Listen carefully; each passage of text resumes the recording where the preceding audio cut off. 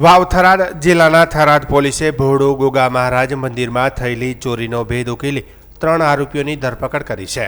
આ ચોરીનો બનાવ 13 જાન્યુઆરી 2026ના રોજ બન્યો હતો। હાલ મુદ્દામાલ રિકવર કરવાની કાર્યવાહી ચાલી રહી છે।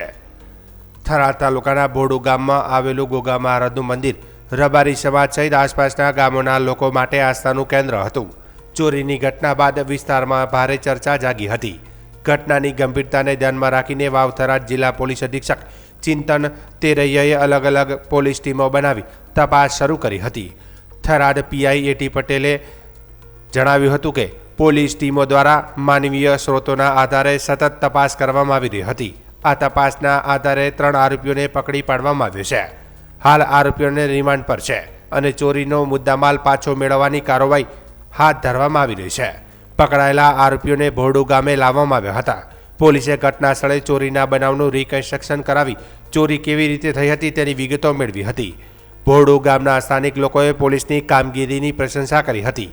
ગામ લોકોએ થરાદ પોલીસ સ્ટેશનના પીઆઈ એટી પટેલ સહિત તેમની ટીમને કરેલી પ્રશંસનીય કામગીરી બદલ આભાર વ્યક્ત કર્યો હતો। તારીખ 13/1/2026ના રોજ થરાદ પોલીસ સ્ટેશન વિસ્તારમાં આવેલ ભોળુ ગામે ગોગા મહારાજના મંદિરમાં ચોરીનો બનાવ બનેલો છે, જે રબારી સમાજનું આસ્થાનું પ્રતીક હતું।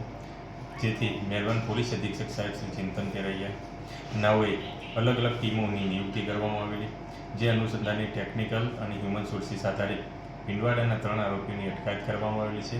હાલ 3 દિવસના રિમાન્ડ ઉપર છે અને મુદ્દામાં રિકવરની પ્રોસેસ ચાલુમાં છે।